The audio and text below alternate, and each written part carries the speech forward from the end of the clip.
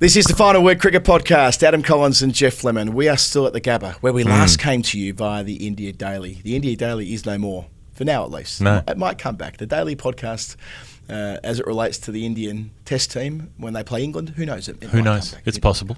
But what we do know is that... what we don't do here, Adam, is we don't rule things out. No, we don't necessarily rule them in. We don't play the rule in, rule out game. No. Never have, never will. Never have. We don't rule. This is not what we're doing. The good thing is we can record our weekly podcast together, and we're going to put it on YouTube. Why not? Why not? Why not? ¿Por qué no los YouTube? People seem to like the YouTube things. We're going to keep doing it. Not perhaps as cinematically as we've had with the daily shows, but it will be something you can watch. If you want to see us in the SEN commentary box, you can do that. It's not visually that exciting. It's basically imagine we were imprisoned in the back of a shipping container with soundproofed walls. This is what it might look like. It's a large black box. I'll explain what we're doing on the show today. Right. Marcus Stoinis. He's our feature interview. Yes. An interview we've been meaning to do for a while. Yep. We thought we would do it during the BBL season. The Melbourne Stars facilitated it. And then we got an amazing amount of time with him and we used it well. It's a different interview. It's not the interview we thought we would do. It's not, as in, certainly when we were planning to do it, we didn't think it would go in the direction that it did. Yeah. And I'm so pleased that is the case. Sometimes when we do these types of things, they end up in a very different place to where they start. This was one of those. It was a very rewarding experience for us as interviewers, I think. And I'm not going to give away too much, but he tells a story that we didn't necessarily expect to hear from him, and it was quite emotional. Well, sometimes the interviews become conversations in a way that, not every interview is a conversation. The good ones are. The good ones become that. But it was one of those ones where we didn't end up talking about cricket that much. We talked about life and we talked about the personal aspects of Marcus's life, and it was I was really moved that he was willing to trust us with that interview. So thank you, especially to him for being so open with us, and I can't wait for everybody to be able to hear it and to have that experience. Before we get to Marcus, what we're going to do is just briefly reflect on what we've seen today. We've done it in the daily podcast, but we've had about an hour since then. I'm just going to I think we've done the nuts and bolts in the daily podcast, but the sort of there's the emotional sort of feeling after you see something incredible, which we've had the fortune of seeing quite a few incredible things in the last couple of years. Yeah, I think that when we did the World Cup final and when we did the Headingley Miracle, we fired off those daily podcasts, and we're really proud of them, but perhaps the conversations we had later filled in a lot of gaps, and it probably is the case that we're not far enough away from it now to do that either, but just sort of getting the sense, jumping on Twitter for 5 minutes then, and the emotion from cricket fans around the world, not just Indian fans, but people who just love the game, and that the argument that you can't get any better sporting...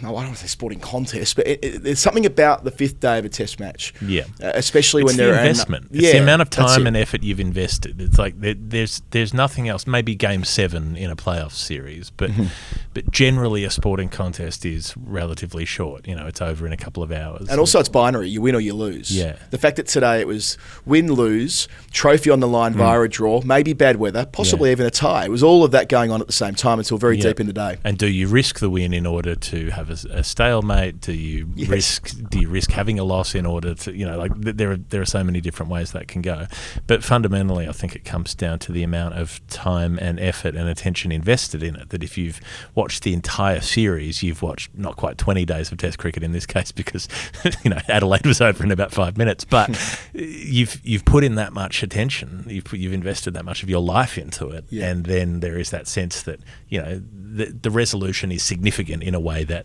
watching a short match of any kind isn't. Yeah, it's huge payoff, because we'll talk about having been at the Gabba today with, I think it was 5,500 people. Of course, that would have been a lot more if not for the circumstances, or probably would have been. Hard to know for sure. But it's like we have that thing that we saw today, and we saw it with our own two eyes, and there is something that being there for, and I know that was a big part of the COVID emotions last year. It was that great things would happen on the cricket field, but we didn't get to see them in the flesh, and that's kind of the whole bit about the final word in many ways. We just want to be there and narrate what we've seen with our own two eyes. Unless you drove down to Old Trafford and parked in the car park and watched through a gap in the fence, then how are you supposed to be there? And I will say as well, particularly through the first part of the day, there was a fair bit of sort of no one in Brisbane comes to the test match on the last day, and because it looked empty, but wasn't actually as empty as it looked because the seats camouflage everyone. It sort of looked worse than it was. And I did get outside for a good chunk of the last session and watch from the stands. And the atmosphere outside, not sort of locked up inside the stand with all the windows closed, was excellent. It was loud and it was raucous, and there were Indian fans and Australian fans, and they were trading chants and they were getting really into it, and it actually did feel like a good fifth day. Yeah, the joint was heaving. I compared it to Eden Gardens somewhere. I'm not sure if that was the appropriate comparison because there was only 6,000 people here compared to 60 or 70,000, but gee, the noise they made. It was... You've bit it up. You started with 4,000 a few minutes ago, and now you've gone to 6. Yeah, 4. So I thought about it. I think that the earlier figure was 4, and then we got reported that there was 6 later. Anyway, the point is that... By the end of this podcast, there were 183,000 people at the Gabba. Well, that's always what Richie Beno said about the Thai Test match. 6,000 people there on the final day. 60,000 people told him they were there. So it may not quite have that same effect here, but still, yeah, there was that noise that you get from a crowd who are hanging on every moment, and being ground side, pitch side, doing that interview with Steve Smith at the close of play. He couldn't hear me unless I went right up into his ear because the noise from behind us, from the fans, was deafening. That is amazing stuff. That is the experience of being a cricket person that we all share, and anyone listening to this will understand that and appreciate that perspective. So, fair play to everybody who was involved in making it possible. That's one thing we didn't perhaps say on the podcast. As far as the teams being in those bubbles, Josh Hazlewood... You didn't lick your finger and pop it in his ear while you were there? No, not quite. Not quite. Josh Hazlewood hasn't been home for 5 months. Okay. He wouldn't be the only one. And I think Steve... He told his nan he was just going out for Red Rooster. Hasn't been back. The Red Rooster chips, Christ. Can we get some of them at some point? No, while I'm in Australia, we need to get Red Rooster chips. Mm-hmm. I'm not trying to do a promo for them. I'm just referencing a mate of mine here named Easy who did exactly that. He told his mum he was going out on a Thursday night to Red Rooster and came back on Tuesday. I met him at various points during that weekend, and suffice to say, it could have been a film. It would have been one of those coming-of-age films, following his misadventures over those days. So, shout out.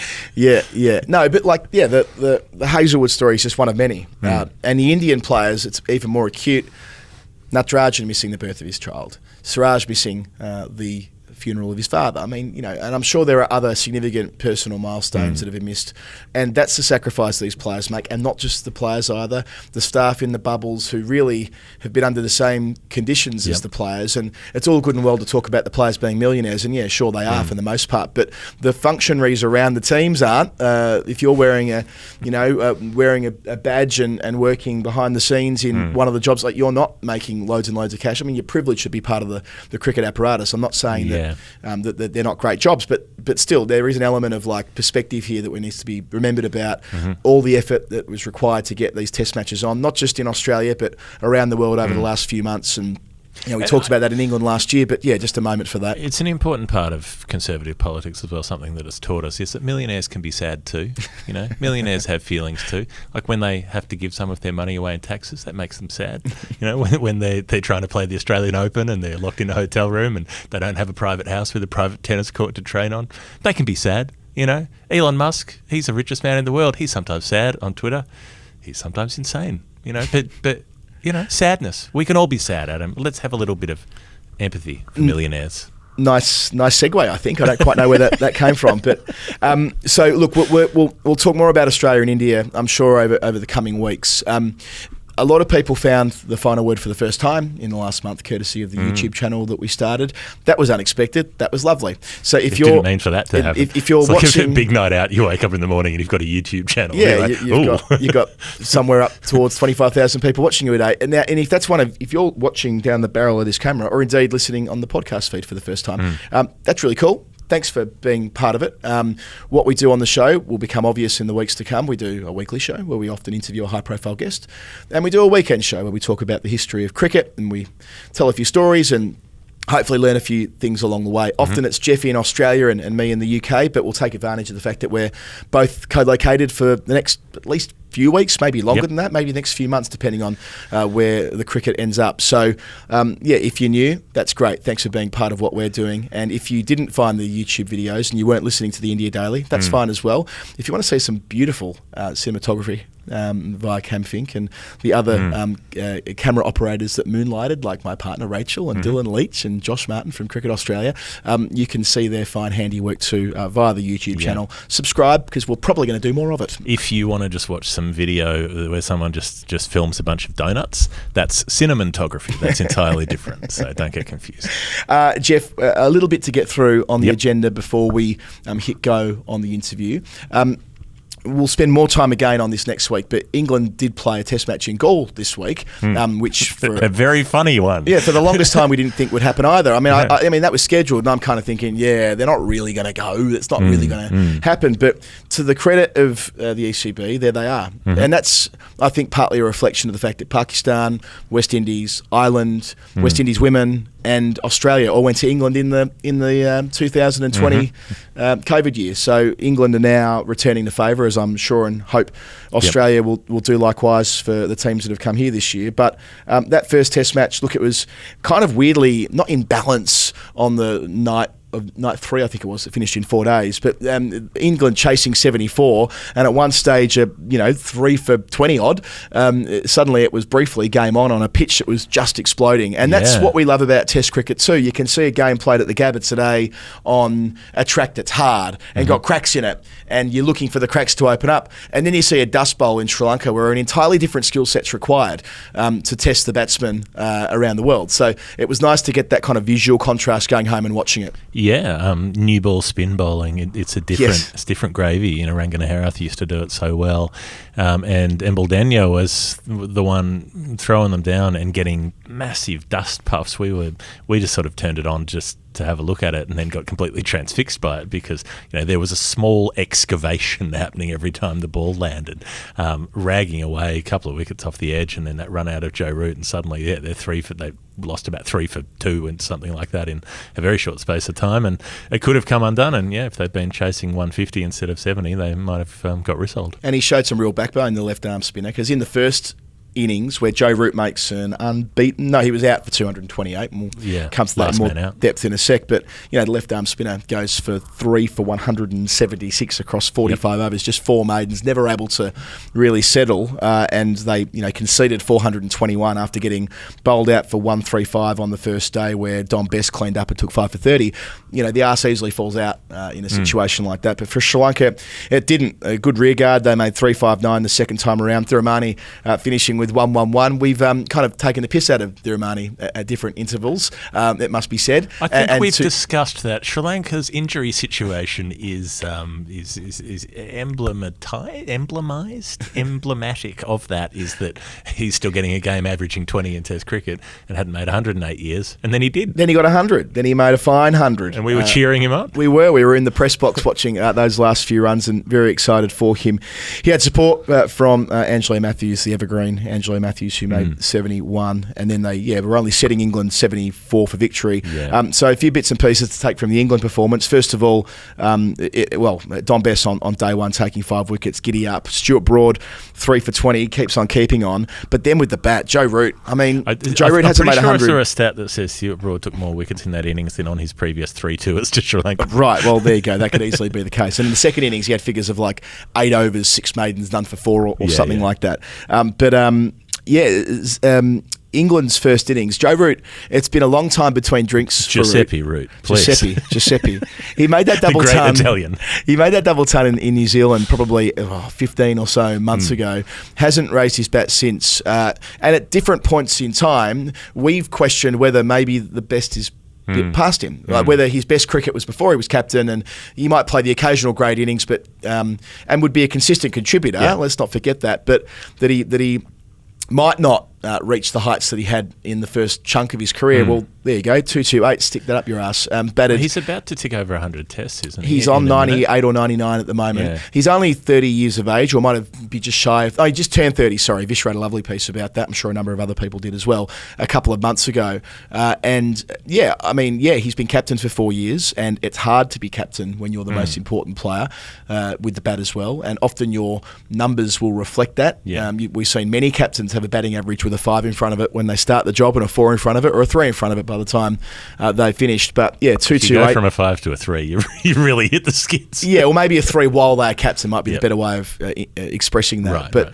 But yeah, Root batted for a long period of time, and by all reports, I didn't see much of the innings, but was just glorious. So that's exciting for world cricket that we talked about the Big Four, then it was the Big Three, and then Root dropped out of the Big Four, if you like, and you know he might make a return to that top echelon. The Big Four holiday park, Port Wollonga, down at the beautiful Florio Peninsula, one of our former sponsors. Check them out. So, but in that context, it is interesting that Root does have the problem, in inverted commas, of making lots of 50s to not so many hundreds, the non-conversion thing. But when he makes hundreds, he makes doubles. I don't always make hundreds, but when I do, I make double hundreds. I think he's made 4 doubles, and he's had, in addition to...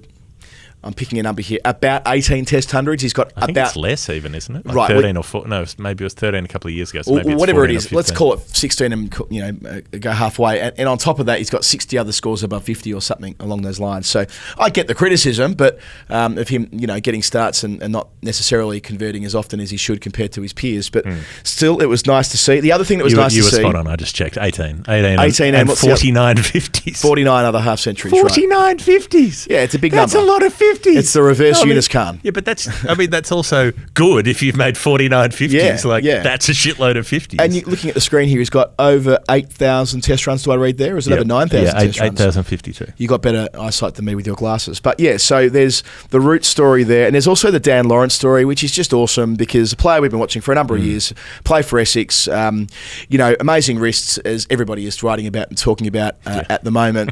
Made 73, hit a ridiculous 6 that went a million miles and was written about by everybody. That seemed like that was a pretty cool moment in that Test match. Played a drive down the ground where he looks like the mirror image, or not the mirror image. He looked like Kevin Peterson Mark II and kind of bottom hand heavy, but top spin on the ball, which is pretty exciting for English cricket that they've been able to blood him while other players haven't been available due to a variety of reasons for this tour, and resting of some players as well. So, and then he was there at the end. So batting at the death, well, not at the death, but batting in pursuit of 74. He made 21 not out alongside Johnny Bairstow, who made 35 not out and 47 the first time around. So taken as a whole, made sure the panic didn't continue, because there was that feeling when they were suddenly 3 for none pretty much go down. There was that feeling that there were still a few overs to get through, and they did get through those few overs when another couple could have gone, and they could have been in real strife. Yeah, that's right. And some recommended listening. If you, it's like recommended reading. The tab down the bottom where you can click a few links. Jonathan Agnew interviewed Dan Lawrence's dad on Test Match Special, and it was a thing of beauty. It was just such sort of raw love of the game, coming from a sort of cricket upbringing. His dad was the groundsman and that kind of thing.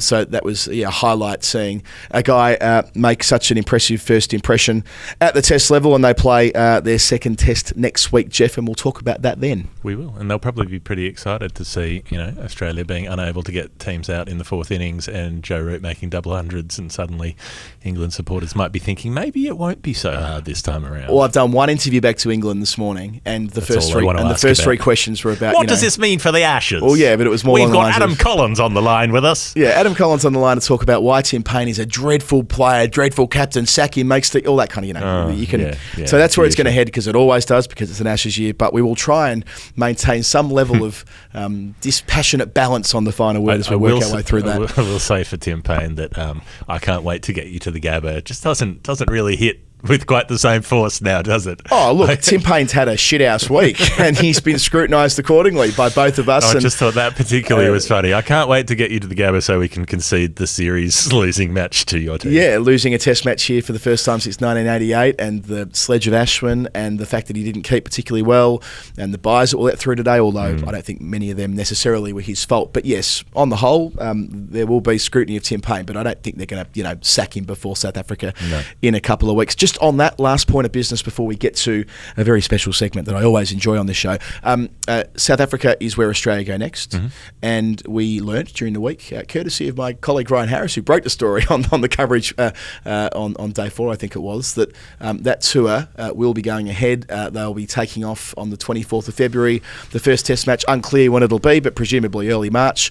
And that's a great thing. They'll be at Johannesburg and Centurion, 3 test matches, presumably in the space of 3 weeks. So they will fulfil their commitment to go over there when a few weeks ago it looked like they wouldn't. Okay, yeah, and those grounds are near one another, and so they'll go bang bang, back and forth between the Wanderers and Centurion. They'll do what Sri Lanka did essentially. They can stay somewhere which is maybe not equidistant, but close enough to both. And the South African version of the Big Four holiday park, Port Wollonga. I'm sure it is. Jeff, with that all said, with that all done, I think it's time for Nerd Pledge! Nerd Pledge. It is a game. It's a fun game. It's a game that we play with people on our Patreon page. Bless them. They support the show and help us keep making it. And they do that by sending us donations, but they're not just ordinary numbers of dollars and cents. They're numbers that relate to cricket in some way. And we have to decode what that number means. The first of them comes in from Satchmo Distel.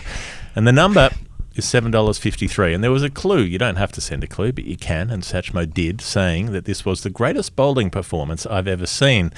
And well, of course, the first thing that sprung to mind was Chris Cairns against Bangladesh at Hamilton, picking up 7 for 53. Chris Cairns are very keen on suing people for defamation, so I will describe him carefully as a sports betting enthusiast, Chris Cairns, who took another 7 for in his Test career as well, before he got interested in those things. And that was also at Hamilton, so I don't know what it was about Hamilton. The Tron, Seddon Park. Yeah. One of my favourite grounds in the world. Whenever I get put to me, as we both do from time to time, where is your favourite ground in the world? I always have like a special mention for Seddon Park. Okay. The National Stadium at Dhaka in Bangladesh and Seddon Park in Hamilton, the 2 forgotten great grounds of world cricket. Please continue. Yeah, no, I'm glad you brought that up, and a great ground for Chris Cairns, who enjoyed bowling against the 1999 West Indies and against Bangladesh, presumably teams that weren't great against swing bowling.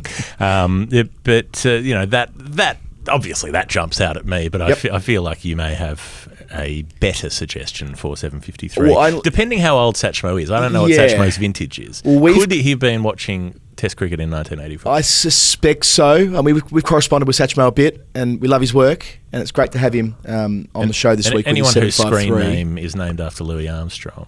There's probably that's an older vintage. I was going to say, I don't think he's a kid, so I reckon there's a chance he was watching cricket in 1984 and he would identify Malcolm Marshall, 7 for 53 at Headingley that year as the finest performance he had seen. Marshall in 84, there was perhaps never a better overall in that year of 84. You often hear people talk about how well he bowled then, and you often see, I can't remember how many wickets he took in the calendar year, but it was a shitload. Of course, that big tour of England there as well. So Malcolm Marshall took 7 for 53 at Leeds after he broke his thumb fielding. He'd only bowled 6 overs in the first innings, and then he came back to destroy England the second time around, and they went 3-0 up in the series, and so they went on their merry way. Yeah, no, it goes down as one of the great psych-outs where England were not expecting him to bowl. He did come out and bat. They weren't expecting him to bat either, which he did. But yeah, suddenly he was there for the second innings warming up with a plaster cast on his hand, and they tried to game that by saying he couldn't bowl with it because it would distract the batsman. So he went off and wrapped it all up in elastoplast, so the white was covered up, and then just bowled them out. Don't make Malcolm Marshall annoyed. With a small lead that the West Indies knocked off and went 3-0 up and won the series. Fantastic, good stuff. Well, Satchmo, let us know if we've got it right. We love talking to you anyway. That's one of the things we should mention to new watchers slash listeners as well. We can't edit watchers. Don't slash listeners. All right, you need to get along. If you are watching this, you won't get the benefit of the smooth editing that I'm sure DC would have edited me out stumbling over my words there. That's why did you do that? It was funny. We should always keep it. Time will tell. If you're new and you haven't seen what we're doing, Jeff explained Nerd Pledge, but the other part of this is the community we have on our Patreon page, which is a lovely one, where people who enjoy cricket and enjoy what we do correspond with each other or correspond with us. It's a lovely place to be. So Satchmo, who talks to us there, Let us know. Are we right? 7 for 53. Is it Chris Gaines? Is it Malcolm Marshall? We'll find out when we do, hopefully, the history show, Storytime, on the weekend. What's next, Jeff? Our next one comes from Graham Hartley, who I hope is some relation to Alex Hartley, the left-arm spinner for England. It's not her dad, whose name, I think from memory, from that TikTok video during the lockdown last year, is David, I reckon. No wonder you're getting a lot of calls from England. We now cross to Alex Hartley, TikTok expert, Adam Collins. You know that TikTok video that she did. She was at the TikTok dances that became a real thing. Yeah, did one with her dad, and I just got a feeling in the back of my mind his name was David. But anyway, I might be wrong. Maybe Graham Hartley is the father of Alex. Maybe Alex listens. She has been on the final word in some capacity before. I'm pretty sure. Maybe the video version of it. Yeah. Back in World Cup 2017. I think that's right. And does her own podcast. With She Kate does. Cross, No Balls. You can go and listen to that. The number from Graham is $4.56. 456. Boot scooting baby style. 456. Putting them all together. Maybe Graham's a big Marcus Harris fan, because it did jump out at me that that's a very recent Australian Test cap number, which belongs to Marcus Harris. He's an extremely likeable guy, Marcus Harris, by the way. I am forming the view that he may not have a long international career. Look, who knows, maybe he will. But I'm going to enjoy watching him do it. Well, I spoke to him the other day over the boundary line, and he's kind of to the point, says what he reckons. And he's funny. And I'm into, he's kind of quirky and funny, and I'm into that. We had the microphone up way too high, and he was kind of talking up to it, and it was all good laugh. So anyway, Marcus Harris, 456. It could be. There's that. But I reckon this. So before there was Ben Stokes at Headingley, and I guess after there was Ian Botham at Headingley, somewhere in between at Headingley, there was Mark Butcher at Headingley. Mark Butcher in the 2001 Ashes. What an innings. When, England got pasted 4-1, but in the one that they won was at Headingley, where England got set, I can't remember what it was, 300 and something, 309, 320, low 300s. Yeah, it was low 300s, and they declared, due to rain, Adam Gilchrist was captain, Simon Kadich made his Test debut that week at Leeds, Steve Waugh was out having... there was the DVT-related hamstring bit going on, wasn't there? The DVT extras, if you will. The DVT extras.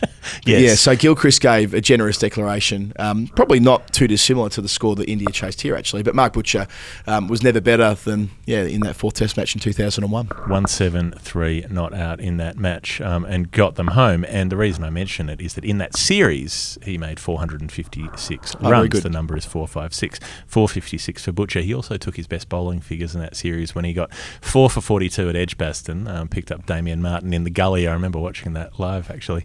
Warren Lee and Gillespie, and then they tried to use him with the ball a couple more times in the series, and every time he came on, Adam Gilchrist just made a point of battering him out of the attack, as if to say, no, you cannot keep bowling. Like, you are not an option to keep bowling. Yeah, two other things about Butch. The 100 he made at Sydney in 2003 is a great underrated Ashes 100 for mine, on day one with Brett Lee bowling heat, and he batted and got to raise the bat.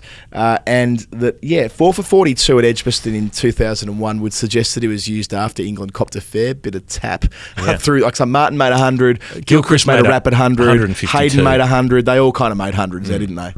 So he might have been used as fourth change and cashed in, but fair enough. Yeah, he was used in desperation, and then he picked up Martin with it. A little bit of a way swing, and they had, I think, a couple behind point for Damien Martin, and he fell into that trap, and then they left Butcher on, and he went on a roll. So 456 in the series, that's my bid. There's one other bit that jumped out for me. 456 is what Graham Gooch made at Lords across two Test innings, of course, in 1990.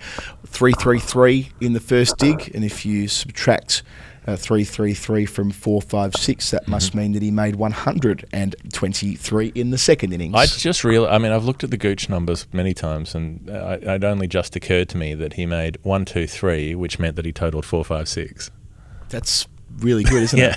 that only just. It's fitting that it sits on Nerd Pledge. That would come up. So Graham, have we got that right? Again, if we haven't, let us know. Drop us a line on the Patreon page via the inbox, and we'd love to find out more. Yep. And if you want to play Nerd Pledge with us, just go to patreon.com/thefinalword. You can send in a number, and you can help us keep the show going. A little bit of correspondence in as well from Sam Ashworth, because we like a niche sort of cricket rules point when someone, apropos of nothing, just sends us this, and Sam says, following from the discussion on law tweaks, as we were talking about other things about dead ball and LBW reviews and so on, he said, for years I've been calling for dead ball after a direct hit from an attempted run-out. Overthrows off a direct hit when the batter has made the ground has always seemed an unfair punishment for a superb bit of skill.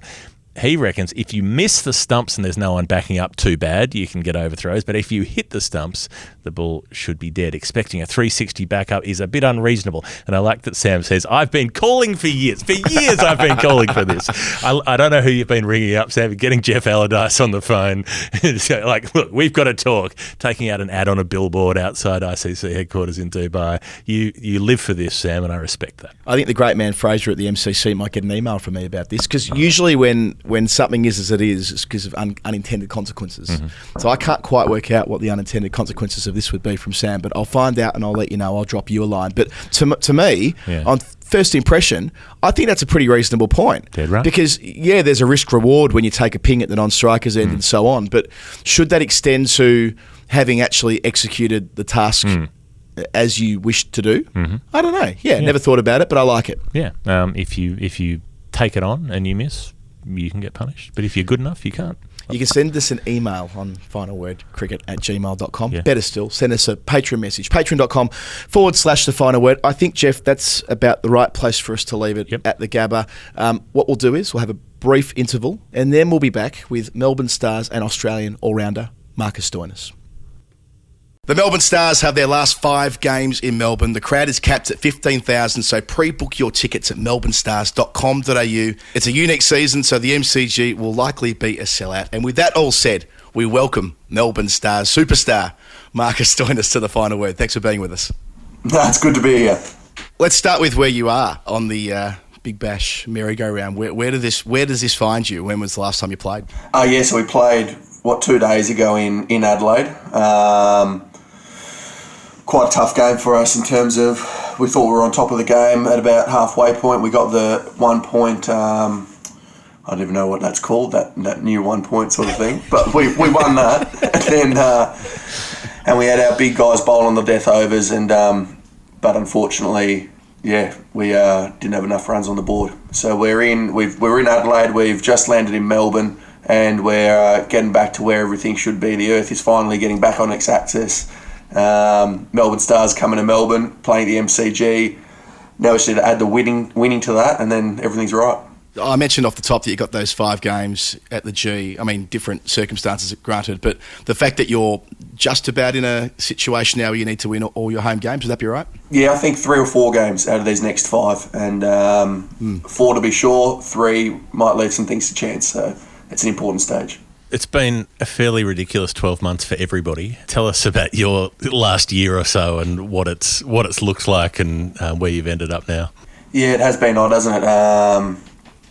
No one really knows what to expect when you go into this sort of thing, and now we've been on the road for a while. I got home for Christmas, but pretty much since August 20, I'd been on the road, been in the hub, been in hotels in Dubai, in England, staying at cricket grounds in England, and then a bit of quarantine in Australia and all the rest, and then now it just continues, and it does get hard at certain times where you can't see the end. You know the next tour is coming to New Zealand, and then you're back to the IPL, and then what's the vaccine doing? But it's not really a time when you can get too far ahead of yourself. You just got to adapt to what's going on, I guess.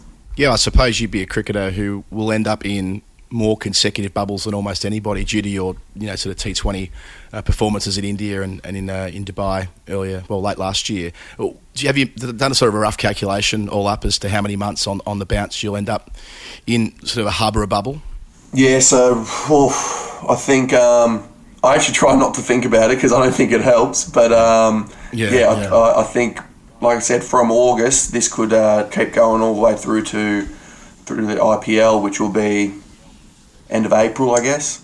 And then I do know that I had a quick look at the future tours. There's a 1 day or 2020 tour to the West Indies straight after that, and then there's a new 100 ball competition in England, and by the time that's done, you're in August. So this could quickly turn from 3, 4, 5 weeks away to nearly the whole year. Oof. So you might just be driving like a tanker truck of vaccination around, just like hosing down the entire world. Just like, please get this sorted out as quickly as possible. I think everyone's getting a bit like that, aren't they? I think the other thing is we're so lucky here. I don't know everyone says it, but I mean it's almost like it's non-existent in Australia compared to what we're seeing in America and stuff. So even me personally, I don't have any true idea, I think, of how bad it is and how quickly it can spread and what it means. You just at the moment you just got to do what you got to do, and everyone's got to stick by these rules. Usually with these interviews, Marcus, we kind of go back to the start of your life in cricket and we track it from the start and work where we are to today. But before we do that, we thought it might be interesting to get a flavour from you as to the sort of the questions you get asked all the time, which must grate you at some point. At some level, you must start, because you do seem to draw a certain type of question. Does it get a bit repetitive having to talk about how big your arms are and how big your chest is and all the rest? I know it's fun at some level, but is that the sort of thing where after a while you're like, come on guys, there's a bit more to me than my rig? Yeah. Look, you got to play that up a little bit as well. So I'm just as guilty as some other people. So yeah. So it is funny. It does have its place, but I think also, I feel sorry for some people that listen that only hear the same thing about the biceps or the chest and that sort of thing. So I'm happy for you guys to lead that off topic and go somewhere else if need be. Bicep stories with Marcus Stoinis. Well, why don't we wind all the way back and tell us about you growing up and how you came to meet cricket for the first time or for the first few times when you were a kid. Growing up, super competitive, super little, almost just a little shit, really. Everything was a game. Everything I wanted to win, everything I wanted to learn and try and be better, and it sounds and most of this stuff I only realised when you look back at what you were doing when you were a kid. So I reflect a lot because I've lost my dad 3 years ago, just over 3 years ago. So I surprisingly do actually think about these things and when you're a kid and why you are a bit the way you are, or what lessons your dad taught you. And for me, am I like my dad? Because every son wants to be like their dad, sort of. That's one of the beautiful relationships. So yeah, super competitive. We'd start with whatever game it was, whether it was throw tissue paper into the cup while we're watching TV, and that would go for 2 hours until I won. We'd play table tennis, but Dad would I'd lose 21 to like 3. This wasn't like the kid that got to learn how to get in the game and build something. This is bullying. Dad's just challenging you to arm wrestles when you're 6. He's like, come on, what do you got? Exactly. So the competitive side was always there. All got drummed into me, either or. I don't know which one came first. And then with cricket, it purely started because when you're at school, one, you're playing all the sports, but then your mates start to say, let's go down to whatever Scarborough Cricket Club. I'm going to go down there and start playing cricket. Let's get a team together. So yeah, that's when it all started, just with your mates doing that sort of thing. And even then just the character that I was, I wanted to bat, I wanted to bowl. Then I'd ask if I could wicket keep. Then I'd say, that guy's bowling spin, can I bowl some spin as well? So I would have hated to coach me, honestly. But that's kids, so it's all right, I guess.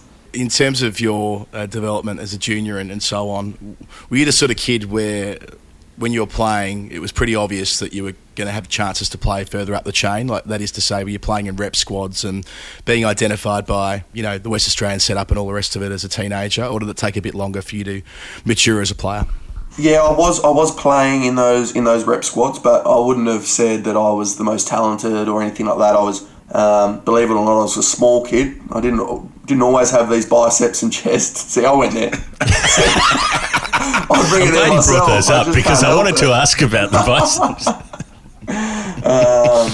No, I was quite a small kid, so like never really bowled too much, never bowled quick or anything like that, never hit the ball out of the ground. But yeah, I still had the talent there to find my way into certain squads and to play for WA in the under-17s and 19s and Australian under-19s and that sort of thing. But I never really considered myself. I actually remember we sat down at a awards night after the under 17s competition for Australia. And they said, oh, who thinks that they're going to one day play for Western Australia? It was all the West Australian boys. And you're sitting down and you don't know who's behind you. I was sort of towards the front, and I put my hand up, but I was the only one that put my hand up. And so then everyone starts laughing, and everyone thinks that oh, well, I was better than him, but why is he putting his hand up, or this and all that sort of stuff, the usual stuff. But in my head, I was like, I can't believe no one's put their hand up. In my head, I didn't think I was a superstar or anything like that, but I thought that for some reason, I just thought, I'm going to play for Australia. So how am I going to play for Australia if I'm not even playing for Western Australia? Or how am I going to play for any of these teams if I don't even think that I can play for them? So that was just I'm pretty sure that must have just been how I was raised, how I was talked to, all those sort of things. But I think you have to have that. I mean, you have to a certain extent believe you can do something before you're going to do it. Otherwise, you don't even start. It does seem strange if people are practicing to potentially be professional athletes and not thinking that they actually have the ability to go on and do it. Yeah, and then maybe some people think that it's arrogant to say that or whatever it is. But I'm like you said, you're putting all this time towards being a professional in something. You're allowed to say that you think you can do it. To a fair degree, I think we've concluded that arrogance is necessary to be that good at something, to be that dedicated and get to the very, very top of it. You have to have a fair degree of ego going on there. Yeah, I think it is a necessary part to an extent. I think everyone's got it deep down. There's the dark side or whatever side you want to say that feeds that sort of motivation. And also, whether it's arrogance or confidence, that's a fine line, and different people have different descriptions of that.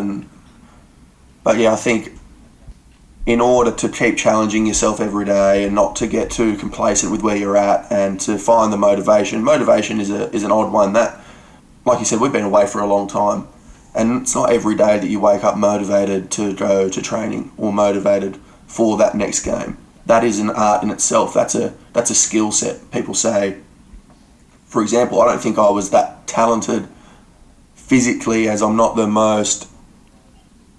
Josh Phillippe, like we watched last night, who was moving around the crease, dancing pretty much like young AB de Villiers, moving the ball with the third man, then fine leg, then over mid-off. Like, that's super talented.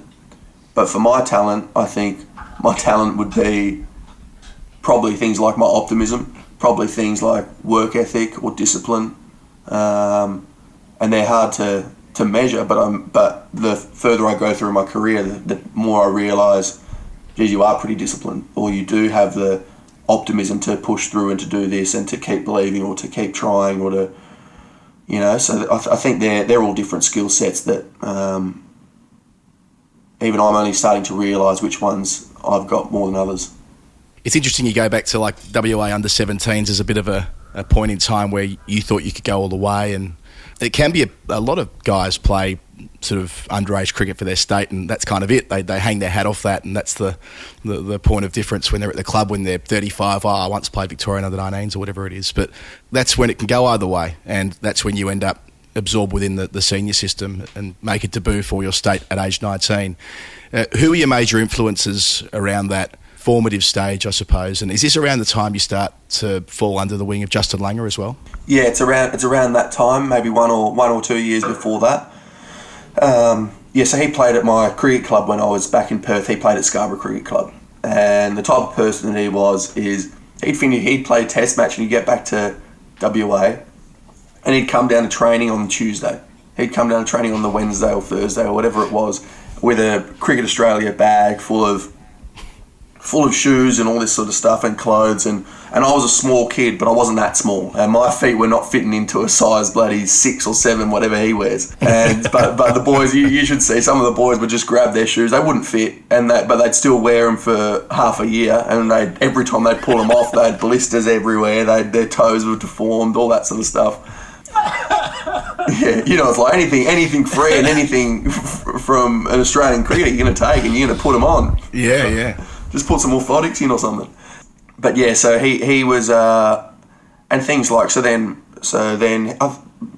we'd go, he needed a boxing partner. So I'm like, yep, I'm in. Let's go boxing. So I'd meet him and we'd do some boxing. Or his batting coach, Noddy Holder at the time, I was using the same batting coach who I still use now, who's been a massive, massive factor in my development and me as a person. So yeah, I'd go train with him there. And so we had a similar network of people around, but he almost helped set that standard or raise that standard as to what it means if you want to actually do this, if you want to be a professional cricketer, some of the things you have to do, some of the things you have to sacrifice. So he helped me set quite a few of those values.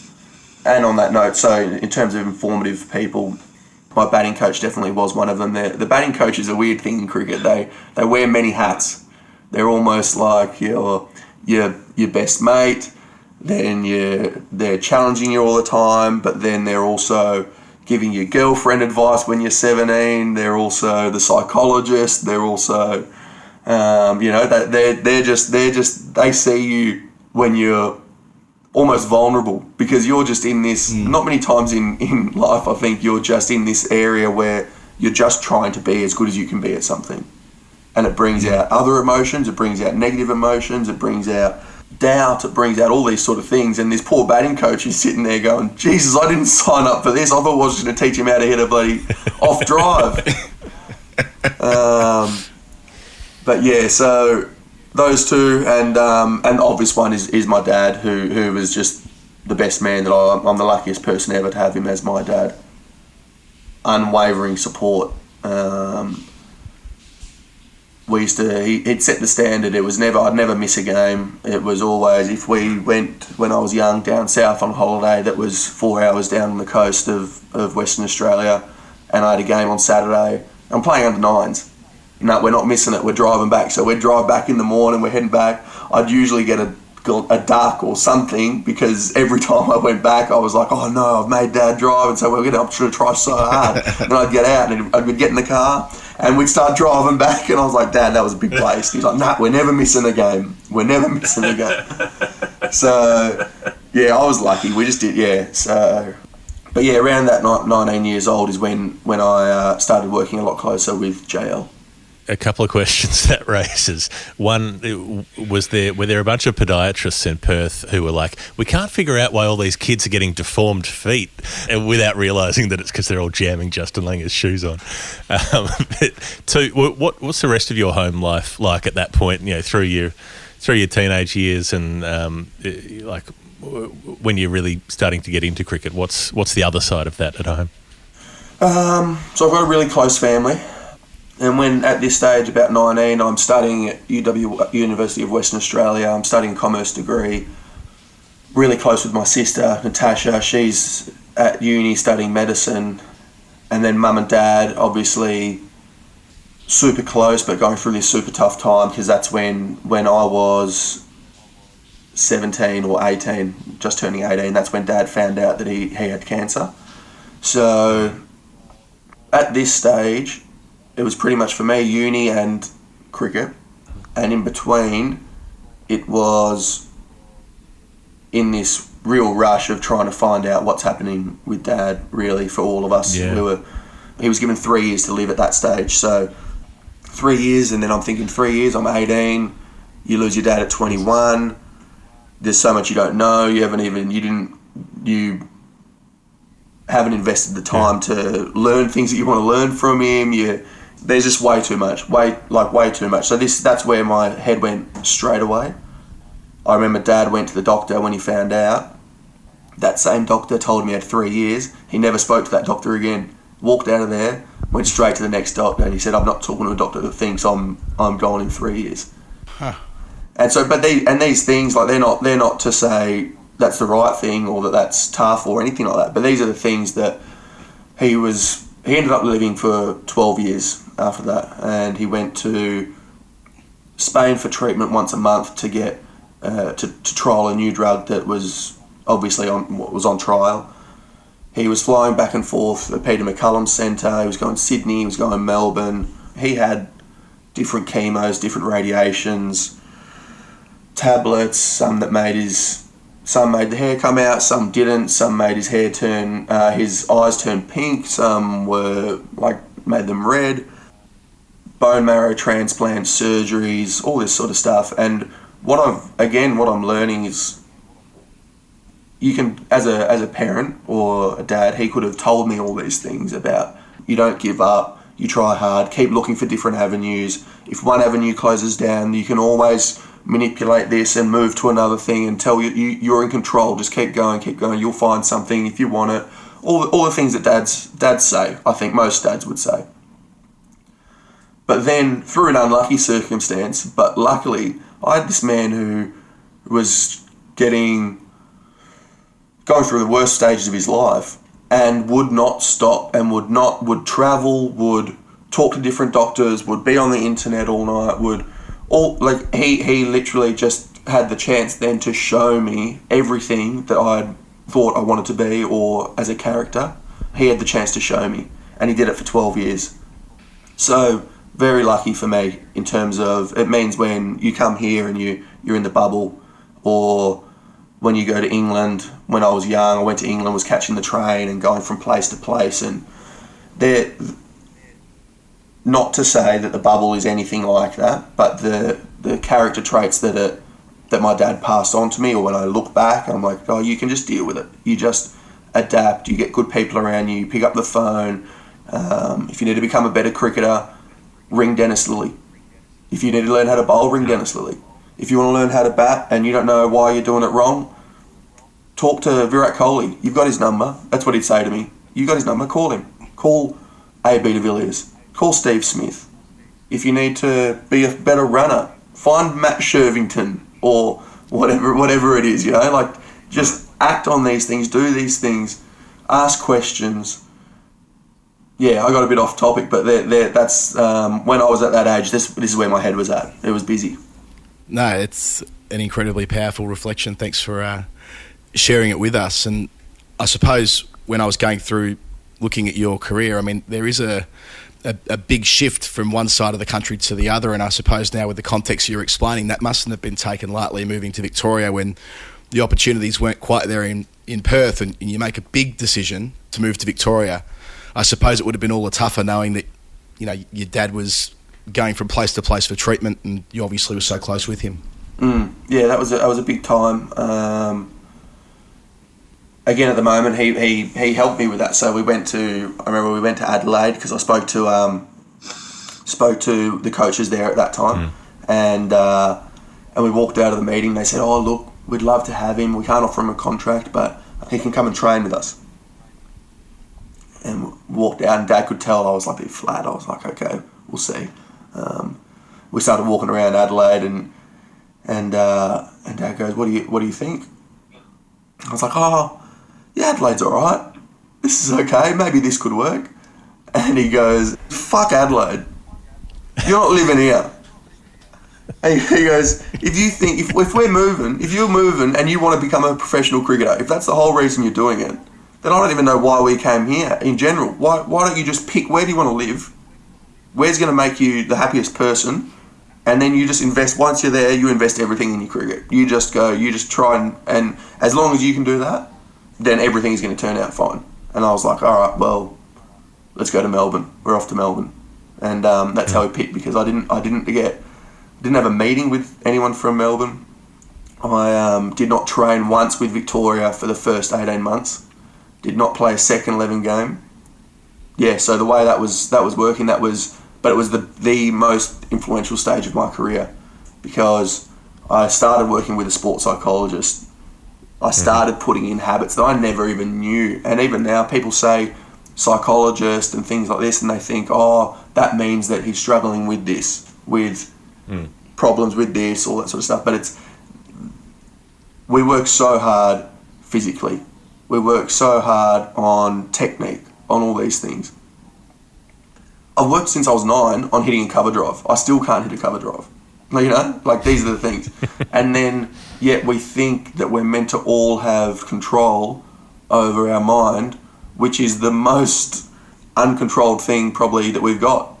It can't, and we don't know. When I was 18, 19, how do I know what a good structure's to put in place to give me the best chance to perform? I had no idea. But we like to for some reason think we do, or get too proud that we've got to figure it out ourselves, all these sort of things. But that was the best thing that I did, and it was almost at a stage where when you're at that stage of no one's helping you and you've got to help yourself and you can't get to where you want to get to, you dig so deep. And I was as motivated, as disciplined as I've ever been in my whole life through those stages when I didn't have the contracts that I wanted. And so to put these habits in place, I think that was almost the best time to do it.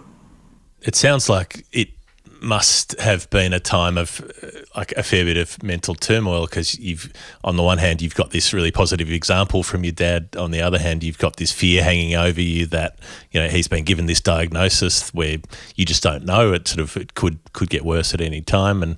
And for the third part of it, you're moving away. You've got this new start, and you've got this optimism as well. So all of those things sound like they're all crashing together at that point in time. Yeah. I mean, and even as you say it, I go, geez, that's pretty busy. That's a busy mind, or that's an emotional period of time sort of thing. So it was, and again, like the sports psychologist I worked with, his name's Dave Diggle, and the only reason I found him was because he was on Sports Tonight doing an interview about how he's working with the Wallabies, and my dad wrote his name down and he said, I think you should give this guy a call. And so, yeah, that's just how it worked. But you're right, it was a very important time for me. And looking back, like it's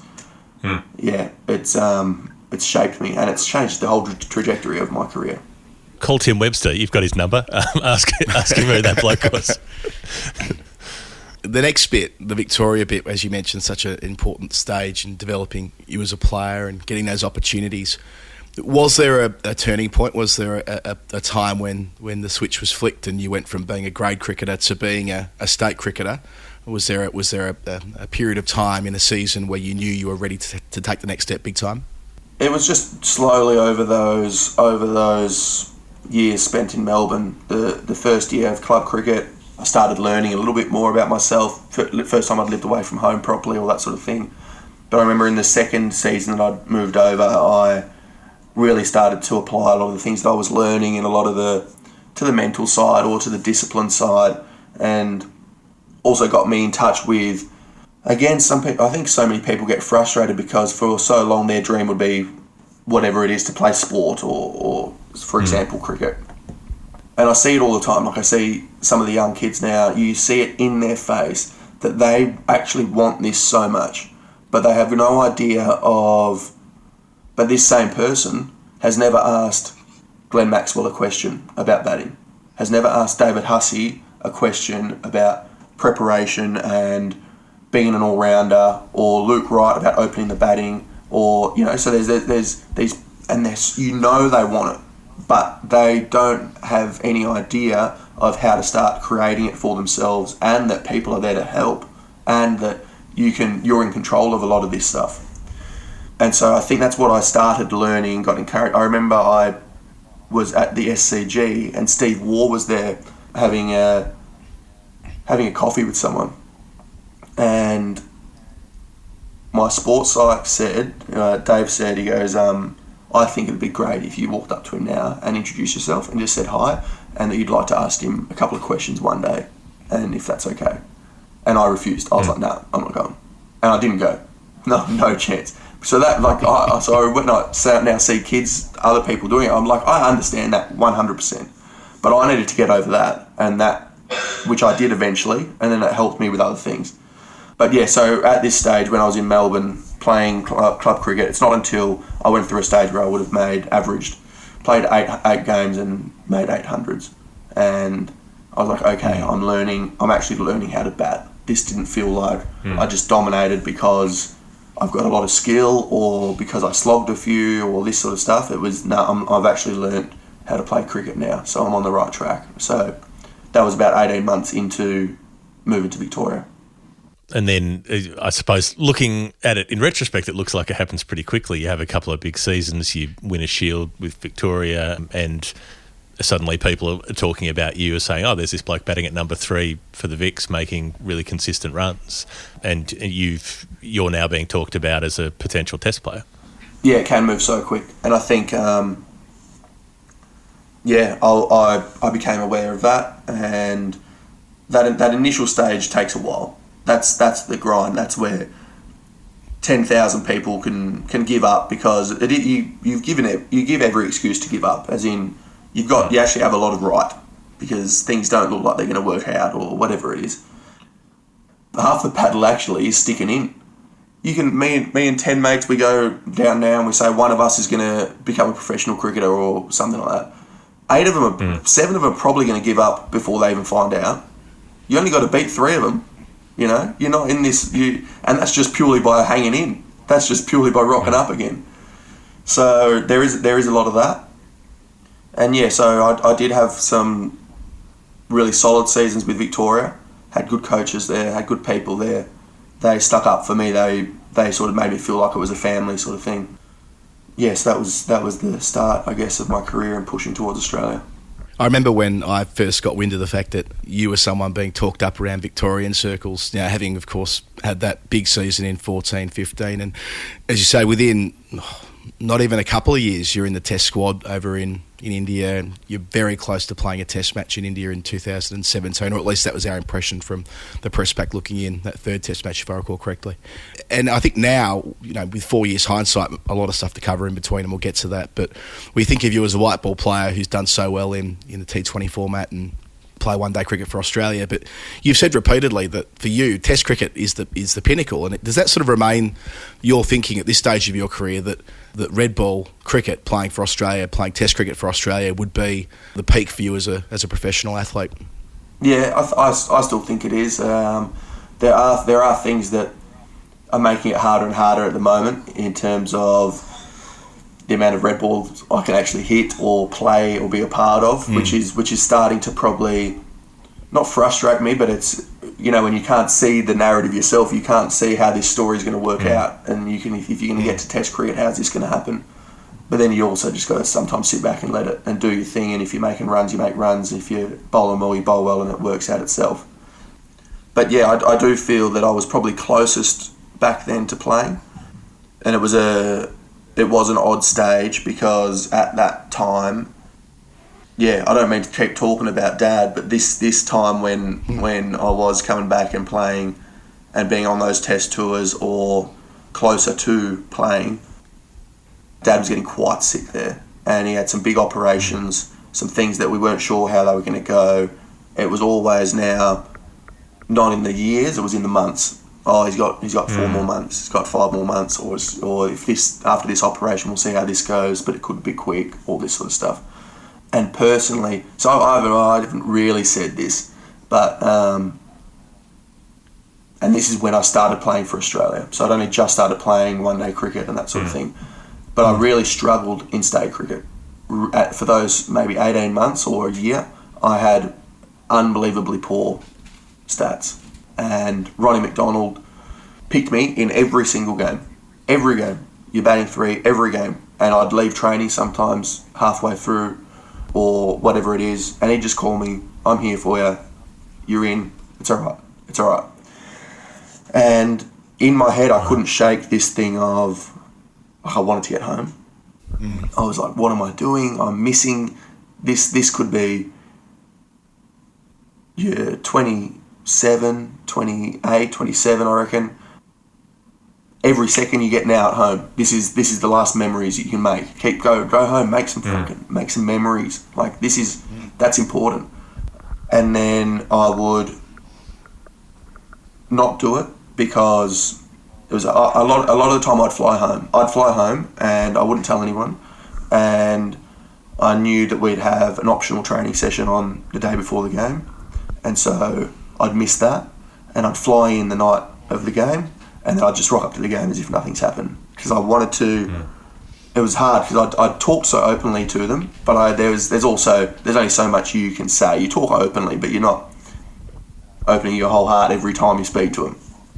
So I just took it upon myself. I was flying back and forth, trying to play games, for someone that's I feel needs to be so invested in the game to get the results he needs, it wasn't working. But then in the same breath, I'd get picked for Australia, and I had in my head, okay, well, if you're going to miss anything to do with Dad, at least you're playing for Australia, and at least show him what you can do. At least do this, at least do that. So I would just then, and that was nearly my best time that I've had playing for Australia. You know, so in the same breath and then I realised obviously it wasn't cricket, as in it's not whether you're a good cricketer or you're not.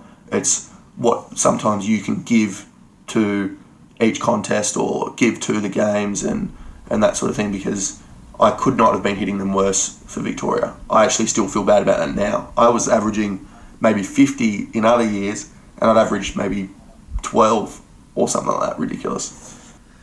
But yeah, so that was a really odd stage, because I'd go and like you said, I went to India for the test series, but I also went there for some one days and this sort of stuff. And I remember I went to India one morning after waking up, and I was in Perth at this stage, and we found Dad on the floor downstairs in the kitchen, and he'd been there for 4.5 hours, because in the middle of the night he was so frail. He was about 45 kilos, and Jesus. Hated the taste of water because it was so metallic in his mouth because of all the chemos and this sort of stuff. So he always wanted to have fresh orange juice. So he would go downstairs, he'd cut the oranges, and he'd just try and sort that out himself. And so we found him. He'd gone in the middle of the night. He went to have an orange, fell over, passed out, landed on his nose. He had a similar nose to me, prominent, strong Greek nose. But yeah, cracked straight on the tiles, nipped his head as he was falling down on the table, knocked out. There were handprints in the blood because he had no energy to call out to us. He kept slipping and just hitting his face, knocked out again. He'd wake up 20 minutes later, slip, knock out. We wake up, take him to hospital. Meanwhile, he's trying to put his nose back in with me because he doesn't want to go to hospital, because he knows if I go to hospital, I might be there for a week, and that's where I'm going to spend my last week. So he's trying to put it in. He's telling me, "Nah, Marcus, you tell the girls it's not. This is fine. This is just my nose. I'm alright." Blah blah blah. And it's sad, but it's also funny. Like, I feel like giving him a hug every time I think about this. And so he's done this. We end up taking him to hospital, but I leave that next afternoon to go to India to play a one-day series. And I'm sitting on this plane, and beautiful plane. We're so lucky. We're sitting in business class, all this sort of stuff. But I've got I just feel sick. I just don't want to be there.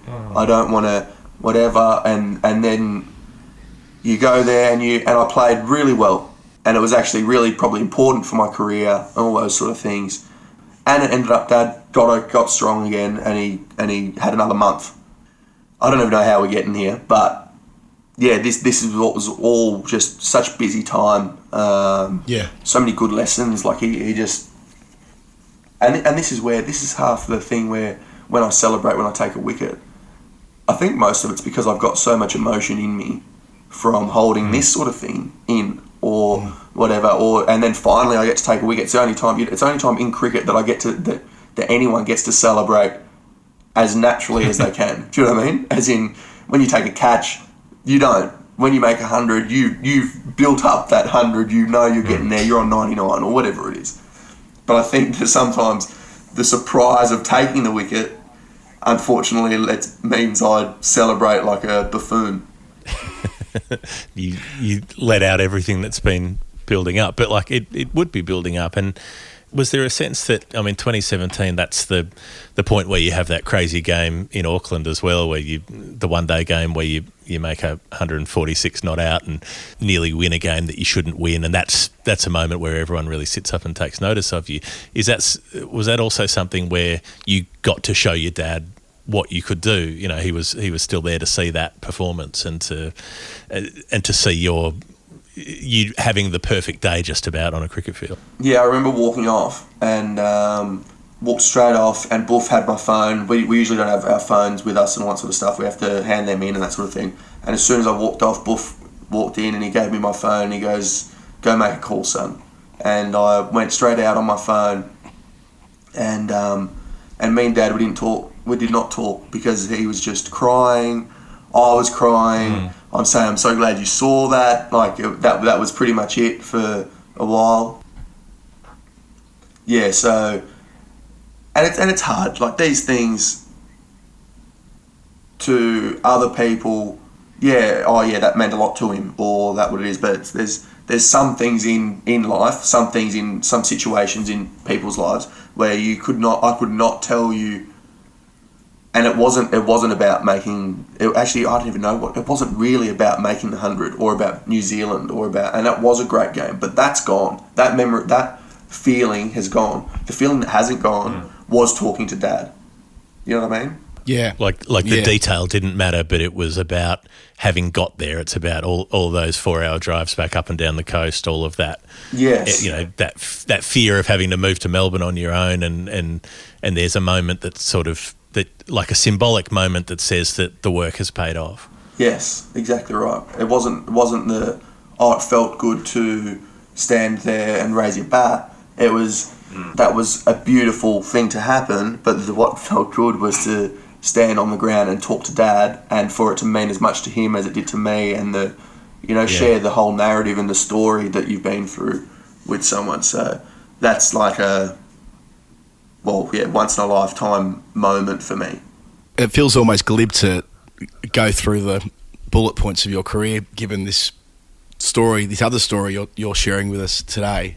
So maybe that's just exactly where we'll go to later in 2017 when your dad passes away. You know, it hasn't all been smooth sailing in 2017. I remember you don't play in the Champions Trophy, and we're like, what doing? Like, how's this happened? Like, I think collectively as a pack, we were disappointed for you because it was so exciting when, that moment in Auckland, you're suddenly the face of Australian cricket, then you kind of put on hold the India experience you referred to. But we don't know any of this from the outside looking in. The public don't know any of this about what's going on in your personal life until such time that the statement goes out that you're going to take some time away on account of the fact that your dad's passed away. And having read another interview you've done around this, you explained that your close friends in cricket and the cricket fraternity more broadly really did round around you in that time in a number of ways, but in WA where you'd moved back to, but your teammates, and that was a special time for you, knowing that the cricket community and the cricket family really does love you.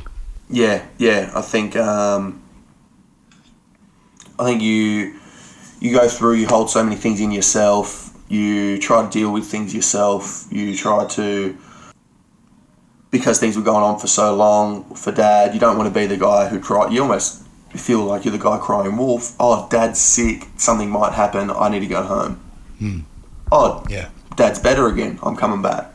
And then you say it again the next time, and the next time, and the next time, and then you're like, geez, is this getting too much? Am I allowed to keep saying this? Or how much do you bring people in? All this sort of stuff. So there were all these questions, and then when Dad did pass away, by coincidence, we're playing against South Australia. Zamps was 12th man. He wasn't playing, and I sat with him. I didn't go home for a bit because I didn't know what to do.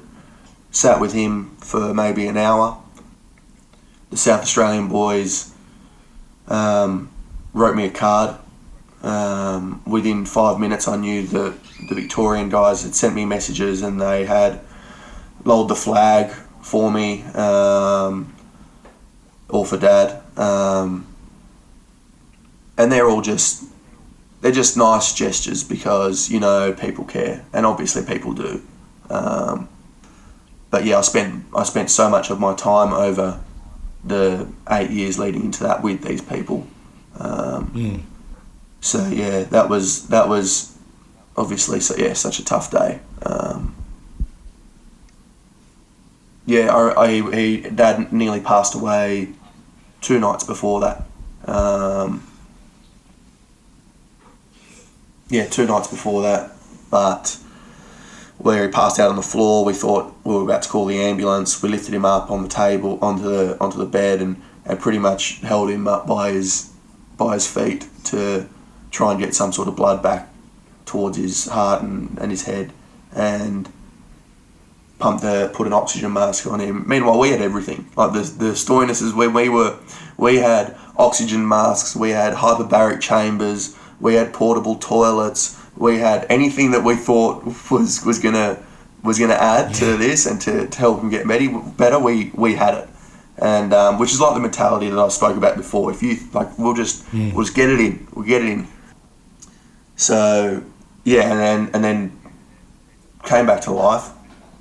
And all he did, wasn't really talking too much there, just gave us a little wink like this and put the thumbs up, and that was it. And then, but that night, the same thing, we find out because Mum runs to my room and knocking on the door, Dad's gone, you need to come here, so these things it's all coming to the pointing end where you're thinking, Jesus, it's actually happening now, or I did not really think I was going to get my mum screaming and running into my room with this. You do think it's going to happen, but you still don't think it's going to happen to you. You know what I mean? And all these things are starting to happen, and then it was okay because there was nothing left unsaid. We had a long time. We knew what was going on, all that sort of stuff. I remember saying goodnight to him the night before and saying, "Just get to the morning so we can give you a hug." And then you can go. And he just gave us a wink again. Saw him in the morning, gave him a hug, gave him a kiss. We're like the Italian mafia. We kissed on the lips. We were that's what we were like. We wanted to show the love. It was like, what can I do to show you? How can I? I just want you to know. So yeah. So it was a really hard day, but I mean. It's always going to be, isn't it? And there's, I know, speaking to other people about this sometimes, there's, even though you know it's coming for a really long time, it doesn't mean that it smashes you any less when it does happen. Yeah. I mean, grief is an odd thing. It's and there's no way to deal with it. I mean, I don't even know what I did really to deal with it. I guess I just hung out with people that I care about, and we just tell stories about our dad and our friend and all those sort of things, and there's just no good way for it to happen. But I'm pretty fortunate. I'm surprised because we didn't plan on talking about this stuff. And so I'm surprised I can talk about it quite openly, which is a good sign, because most of the time I think about my dad that they're beautiful memories. They're really good memories. And so it does make me smile, and I still see things that he did and understand. I like understanding him to then understand myself a bit. To say, oh, that's why you like that. That's why you do these things, or that's why you appreciate your mates like that, or whatever it is. It's such a lot. I mean, it's a lot, even just the way you explain it. It takes such a toll on you through your 20s, kind of your whole 20s, really, when you think about it. You were going through this from your late teens until late 2017, but then you've just got to get back on the bike. I mean, I guess that's part of the human condition, isn't it? That we are resilient. We're meant to be resilient. We're meant to be able to find a way to bounce back. And for you, that's finding a way to be able to not only perform at state level, but to, by this point, you're an Australian player, a consistent Australian player, not just a guy on the edges. You're one of the most important white ball players Australia have got, building into a World Cup year where a lot of the attention is around, will you be a match winner at that competition? You're positioned as the finisher of sorts. You're in that sort of lower middle order, which we might come to the whys and wherefores of that in a little bit. But just the idea of building from such a massive life-changing, life-affirming perhaps event, given how special that relationship was, and then having another massive life event from a professional perspective coming up just 18 months later, that being a Cricket World Cup in England at the peak of your career. And if you can talk us through that transition of going from one thing and then having to basically, get on with it. Yeah, there was no... I think probably leading into everything, I was thinking, okay, you don't know how you're going to react when you lose Dad, and maybe you need to take some time off, maybe just escape for a little bit, come back, have another crack. they're the things you think about. You're not sure. You got no answers. You just, because you haven't gone through it yet. And then as soon as we went through it, I'd have a few days where I'd sit around and think about Dad, or talk to Mum and Tash and my friends, and we'd just hang out, and it was clear that it was whether going back to cricket straight away was the best thing for my cricket, in terms of, I can't even remember what results I was getting. I have no idea at that stage. But it was the best thing for me in terms of I needed to do something, and let alone do something that I love. Like the thing I love most in the world outside of my family is playing cricket. So I needed to get back to do that. And yeah, performance-wise, I can't remember at that stage exactly what it was and all that sort of stuff, but I knew that I felt better playing cricket, felt better being out there on the field with your mates, invested again in just trying to be the best cricketer you can be. But yeah, then the shift towards the World Cup. World Cup happened after we went to IPL, then from IPL we went to Brisbane, we had a training camp, then we went to Turkey, we went to Gallipoli as a team, and then we went to the World Cup. And the World Cup wasn't ideal for me, in terms of, felt like I was just running into a few brick walls. It was, things would start going well and I'd get run out. Things would start going well and I'd get out early in this game, and then I would get an injury, and then I'd push to try and think, I can get through this. You've been waiting for this for so long. It's only a little side, you'll be right. Keep pushing through. Push through, do the other side. Push through, got hit on the toe at training, broken toe. Thinking, far out, now we're at the real pointy end, and you got a few things going on, and they're hard decisions, because it's like, can you swing the bat? Yeah, I can swing the bat. Can I bowl if I need a bowl? Yeah, I can, yeah. But is the toe sore? Yeah, of course it's sore, but like, I can do it. Do you? So you just, well, yeah, I can do it. So you go and you just do it, and then but then like, you're playing against the best players in the world. You're probably not at your 100%, you know. But that's a bit of my stubbornness and a bit of my character, a bit of what I'd learnt from my old man. You just keep you just source away, put a jab in this, let's do this, let's tape it up, let's keep tracking. Just cut the toe off. Cut it off. You're wearing small shoes anyway, you're wearing Jail's shoes, we can shorten them. Get some bigger shoes. Get some bigger shoes. You wouldn't have broken your toe. Does it frustrate you when, like, you're having a time like that and the whole world's watching, you know, and you're being judged on that curve? You know, everyone expects you to be your best at the World Cup, and you're like, fuck, if only I could be fit. If only I could be, you know, at the peak of my powers now.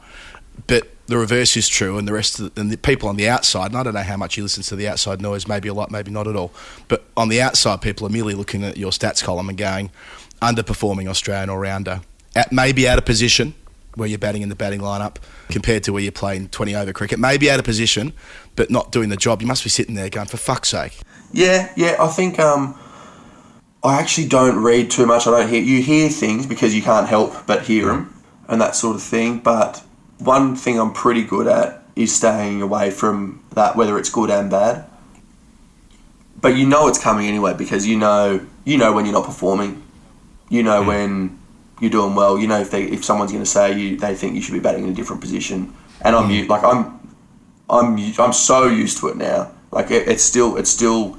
Oh, where are you going to bat at the top in the Big Bash? Because you might not bat at the top and oh, you batted. You did well in the middle order. Are you going to bat there? It's like, man, I don't care. Like, far out. Bless you. But it's whatever, and whatever happens.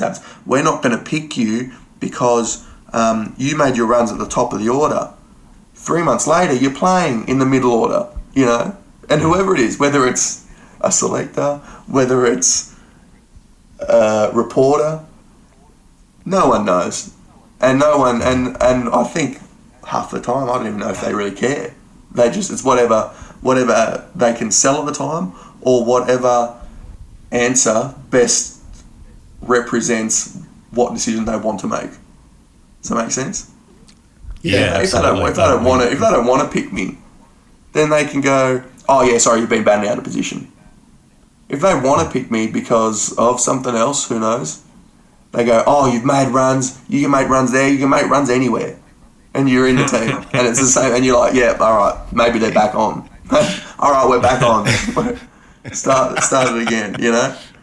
So it's like having one of those really terrible relationships. It's just off and on for no apparent reason. You know, oh well, I got a late night text. All right, we're good. But then, you know, and when it's good, it's so good.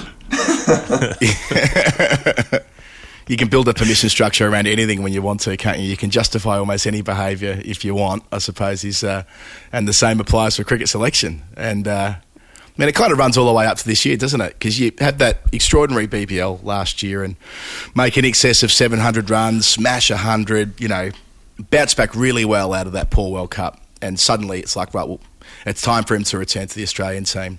And you do so early this year. But when we get to England in the bubble, that first T20, it's you carrying the can, batting at 6 as the finisher, and it all starts again, you know, like you're like, well, and the debate and the sort of the whirlpool that you're in.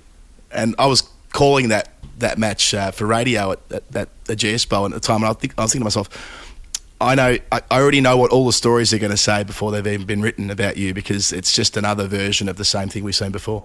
Yeah, exactly. And I thought that. I was like, geez, here we go again. I've landed in this spot again. But when I'm out there, I'm thinking, geez, how good's this one going to be? If I hit this for 6, this last ball, and we win, I'm gonna pull the top off. I'm pulling the top off. I'm running.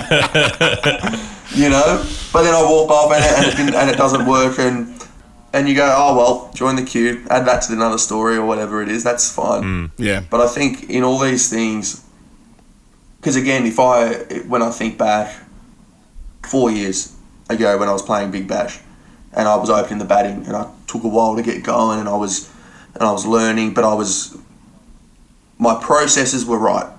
The things that I was doing then and not making as many runs are very similar to what I'm doing now.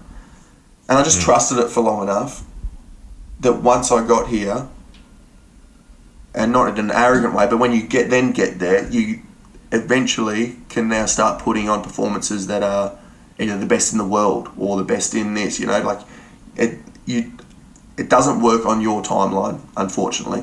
The timeline that we want and that we expect of ourselves, I wish things happened faster, I wish, of course, but it's almost nature's way of testing, do you really want to do it? Will you stick to the discipline of the things that you've been doing to get you to the here already?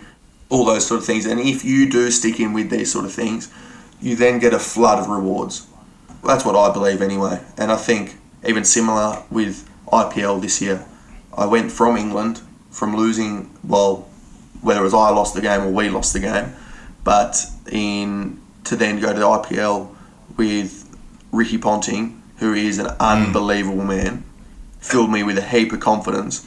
And then in the exact same role, I did really well. And then everyone's going, oh, how good is he at this role? He should be playing this role all the time. And you're like, have you forgotten that I've actually done really poorly a few times here? Or what's going on now? You know, so then you just...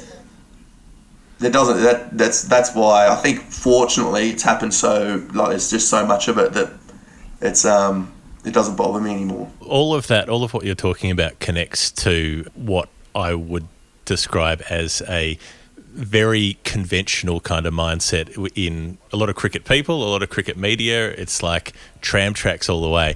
And I wanted to ask you about, like, my most defining memory of you is at the AB Medal a couple of years ago. And I was very surprised to get invited because Cricket Australia don't like me very much usually. But I was there and you were there with Ben Abertangelo and you know, you were wearing outfits that were not really particularly wild. It was like you're wearing a white suit jacket and a flat cap and some colourful socks.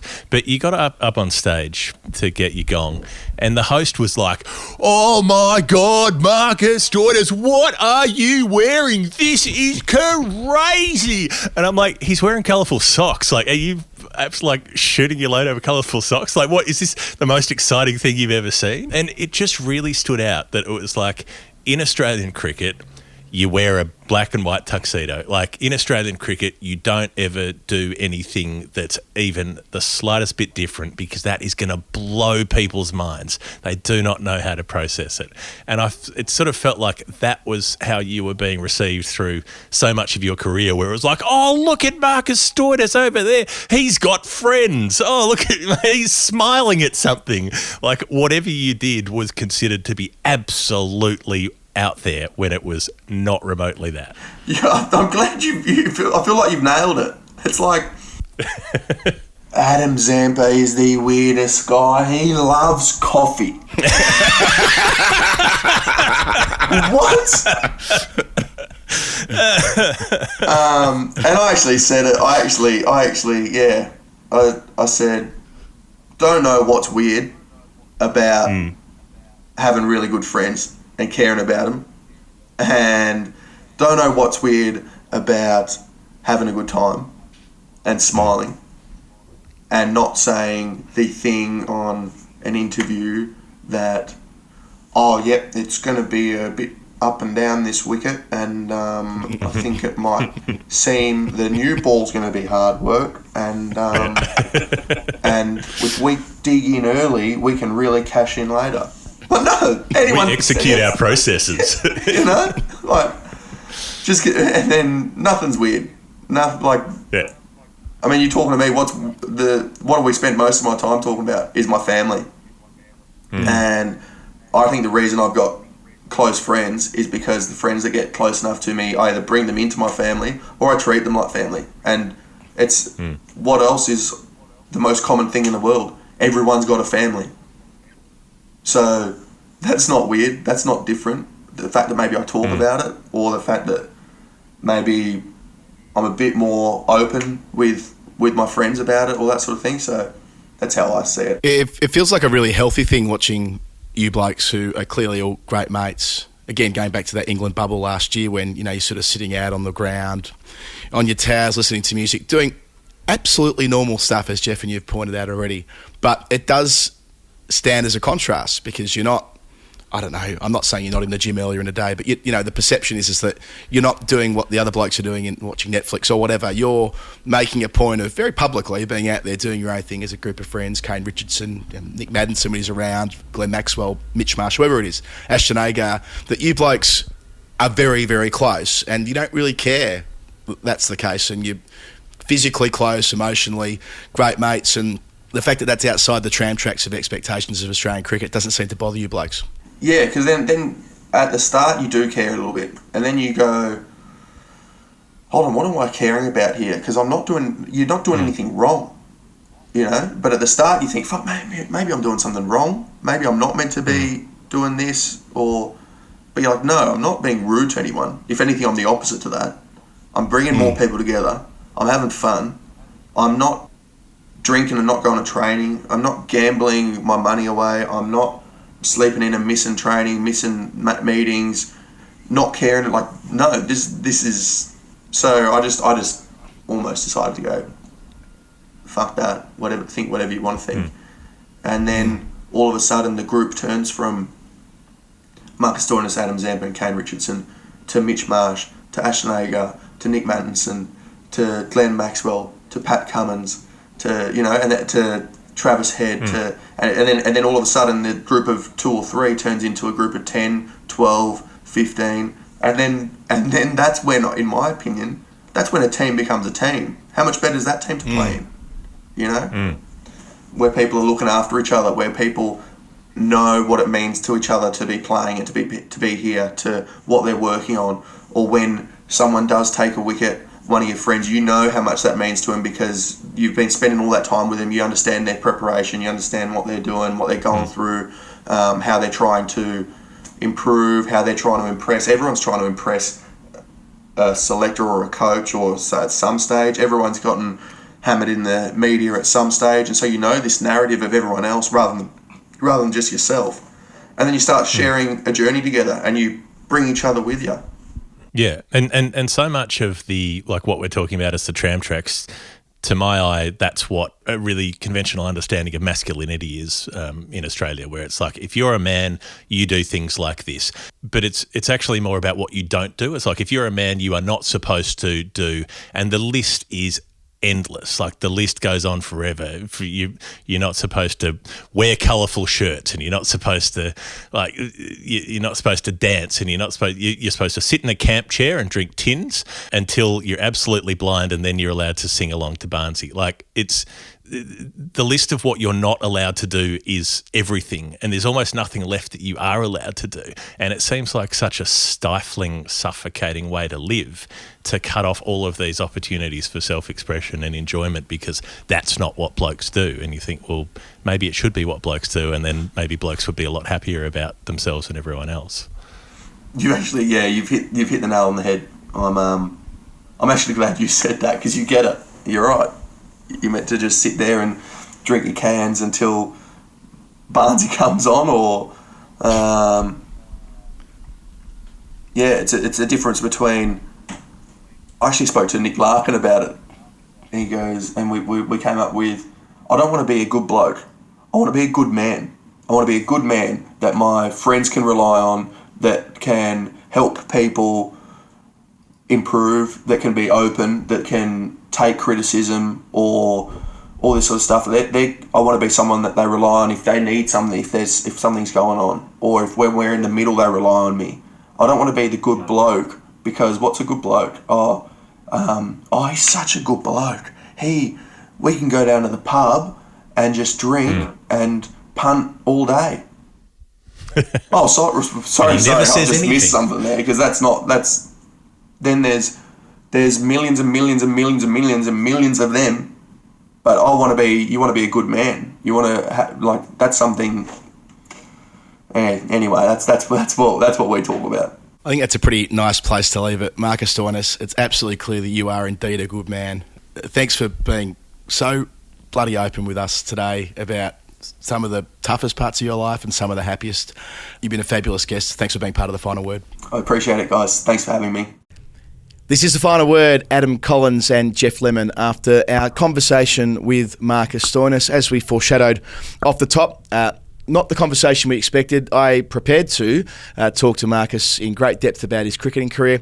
We did a little bit of that. I think the chat we had was more important than that, and just to redouble our thanks to him for sharing that with us. And I think hopefully was able to colour in a lot of the gaps about a guy who we, I suppose, think we know a lot about, because we watch him play a lot of cricket on television and the Big Bash and play for Australia. You see him doing funny stuff on videos on the internet. And he's going op shopping with Adam Zampa, or he's making cups of coffee on the Test documentary, or whatever it is, and you kind of get a certain impression. Wacky. They like coffee. What a bunch of wacky dudes. I love the way he responded. I love the way he responded to that, by the way, that he shared that exact view that you and I have talked about privately before, that it really blows people's minds that they have that two blokes would have, or a number of blokes, it must be said, as the way he explained it, would have an interest in sharing the most popular beverage in the world. Yeah, sharing time together and drinking coffees when on tour. Anyway, but no, that was pretty cool. So, I'm so glad we sort of went to the effort of making it so, and that he was willing to kind of come to the table and have that share that level of detail that you normally wouldn't get in a cricket interview. Well, what stood out with that was that it all relates to the cricket story, and that's why we kept coming back to his personal story, because it was his entire cricketing career where that's what was going on in his actual life. That's what was happening for the actual person while these cricketing things were happening. And so there's the whole other side of the coin that you never see with the public face. So, I've felt extremely moved while we were doing the interview, and I'm very grateful now that we were able to. Yeah, likewise. And, I think it's important sometimes to remember that all the barbs and all the sort of back and forth that you get with cricket, passions run high when talking about cricket, but, people have these other lives entirely. And the idea that he would be flying back to Perth when playing a Shield game the next day for Victoria in Melbourne, just to get some precious time with his family at such a trying period in their lives, to me speaks to that broader commitment that he has to his family and to the people he loves. And I loved all the stuff about, what does it matter being a good bloke when if you can strive to be a good man, it gazumps being a good bloke every day of the week. And I think, again, that's a good reminder for all of us, and that he's had the sort of time to reflect on this over the last few years and able to articulate it in that way. Yeah, very special. Yeah, it's quite interesting where there's so many times we do an interview and I say, that's the best interview we've ever done. And it keeps happening because they keep being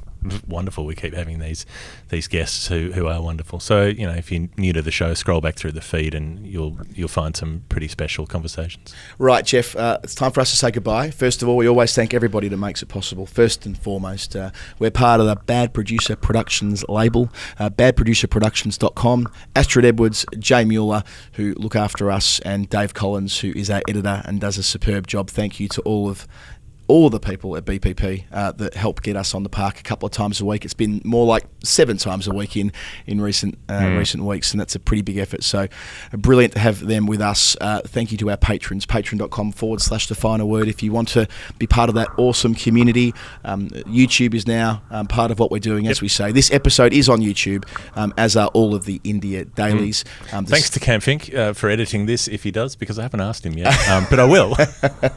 Yes. And if he says yes, thank you. And if he doesn't, that's fine. I'll do it myself. Yeah, the magic that Cam brings to everything we do. Even though this is one still camera, I'm sure Cam will be able to do things that make it extra special for us. To Cbus Super, I mentioned them in the Daily Show, but they have been instrumental to changing the way that we make this podcast week in, week out, alongside our patrons, and Zolio, who are with us as ever to tell us about satellite technology. That's what we're all about. Circling the Earth and beaming information back. That's what we do, and that's what they do. It's The Final Word.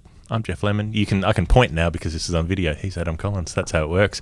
And we'll have story time, our history show on the weekend, and we'll be back to our regular weekly sort of news, etc. show next week, next Wednesday, and away we go into the future, into 2021. See you then. Bye.